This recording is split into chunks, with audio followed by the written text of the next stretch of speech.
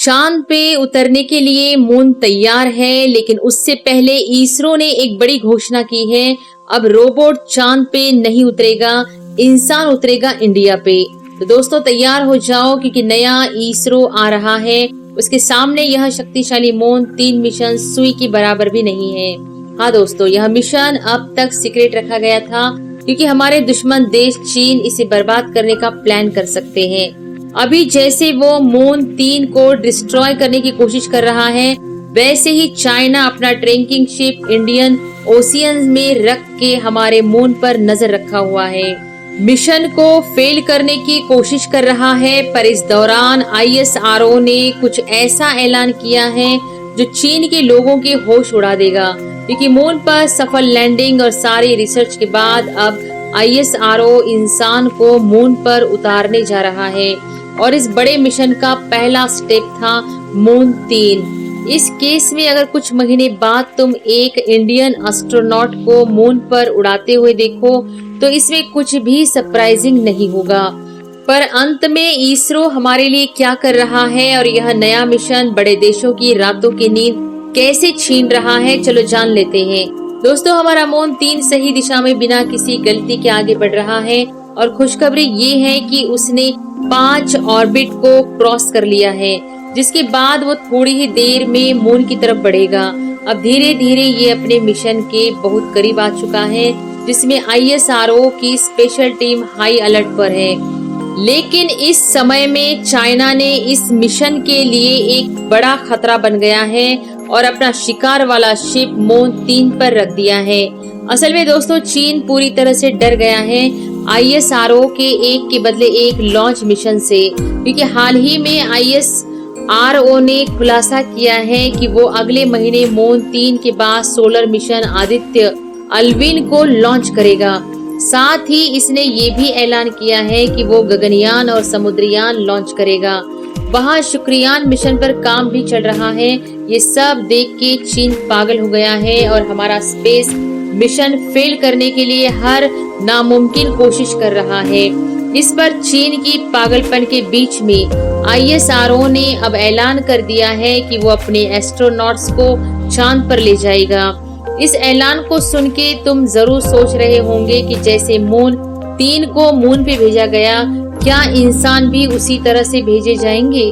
और अगर इसरो की टीम मून 3 को पृथ्वी से कंट्रोल कर रही है, तो क्या वो एस्ट्रोनॉट की स्पेस क्राफ्ट को भी पृथ्वी से ही कंट्रोल करेंगे? इसके अलावा आपने देखा होगा कि जैसे ही रॉकेट स्पेस में एंटर किया, मून 3 शिप से अलग हो गया था। इस केस में अगर ये एस्ट्रोनॉट का स्पेस क्राफ्ट से अलग हो जाता है, तो वो लोग धरती पर वापस कैसे आएंगे?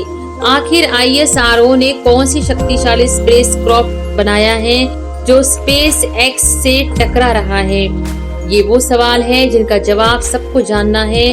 तो मैं आपको बता दूं, रॉकेट मून 3 जो लेकर गया था वो स्पेस में जल के राख हो जाएगा, और अगर इसका कुछ हिस्सा बच भी जाता है तो हमारे साइंटिस्ट उसको ट्रैक करेंगे और उसे समुद्र में ड्रॉप कर देंगे। पर जो रॉकेट एस्ट्रोनॉट्स को स्पेसक्राफ्ट में भेजा जाता है, वो भी स्पेस में उससे अलग कर दिया जाता है। इस केस में सोचने वाली बात यह है कि आखिरकार यह एस्ट्रोनॉट स्पेस से अर्थ में वापस कैसे आते हैं। तो दोस्तों, जैसे मुश्किल है स्पेस में जाना, वैसे ही ज्यादा मुश्किल है वहां से अर्थ पर वापस आना। और इस प्रोसेस के दौरान कल्पना चावला की स्पेसक्राफ्ट राख हो गई, जिसमें सारे 7 एस्ट्रोनॉट्स को अपनी जिंदगी से हाथ धोना पड़ा।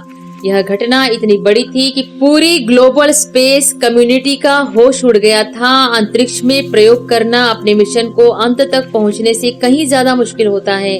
वहां से सुरक्षित तौर पे वापस धरती पर आना बहुत ज्यादा मुश्किल है। इसरो इस प्रॉब्लम का समाधान कैसे करेगा? तो दोस्तों, आपने देखा होगा कि ISRO ने मून 3 को LVM-3 रॉकेट में फिट करके लॉन्च किया था, पर एस्ट्रोनॉट्स भेजने के लिए वो एक स्पेशल प्रकार का स्पेसक्राफ्ट उपयोग करेगा जो रॉकेट पर फिट किया जाएगा। यह स्पेसक्राफ्ट बड़े हद तक एयरप्लेन जैसा होगा, जिसमें एस्ट्रोनॉट्स के लिए हर प्रकार की सुविधा उपलब्ध कराई जाएगी।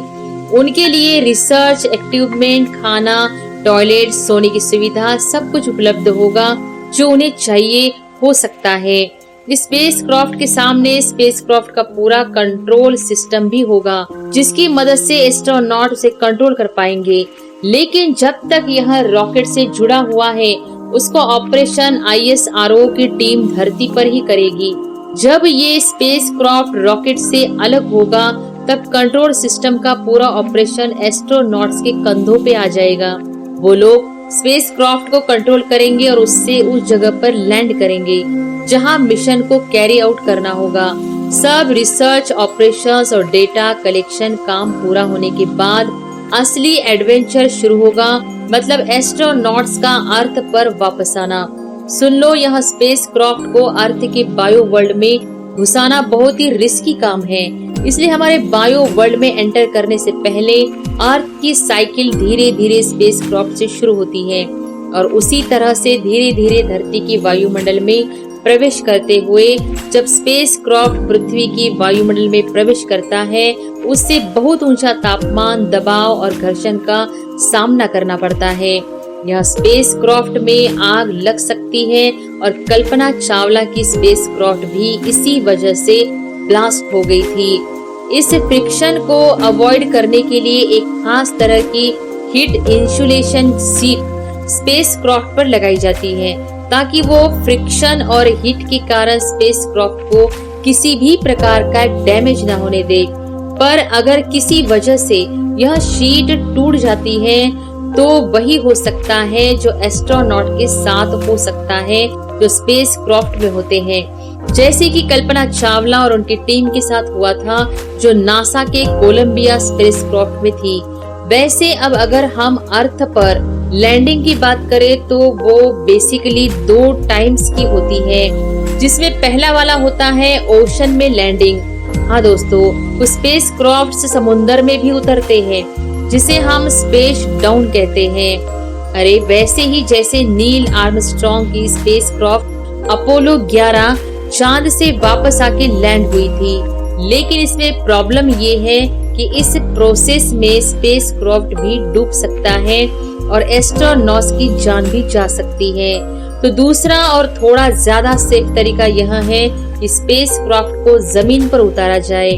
इसके लिए एक एयरपोर्ट रनवे का उपयोग होता है और स्पेसक्राफ्ट वैसे ही लैंड होती है जैसे आप एयरप्लेन को लैंड करते हुए देखते हो। सिर्फ फर्क इतना है कि स्पेसक्राफ्ट की स्पीड बहुत ज्यादा है। इस तरह से एक बड़ा पैराशूट स्पेसक्राफ्ट के पीछे खोल दिया जाता है जब वह रनवे को क्रॉस कर रहा होता है। ये उसे वापस खींच लेता है और इस तरह स्पेसक्राफ्ट की स्पीड कंट्रोल होती है। अब अगर हम SpaceX की स्पेसक्राफ्ट की तरह देखें तो वो पुरानी स्पेसक्राफ्ट जैसी नहीं है, बल्कि वो एक कैप्सूल जैसी है और इसमें पहले से बेहतर टेक्नोलॉजी प्रोवाइड की गई है। तो इसरो भी अपना गगनयान ऐसे ही कैप्सूल की तरह डिजाइन कर रहा है जो 3 लोगों को ले जा सकता है।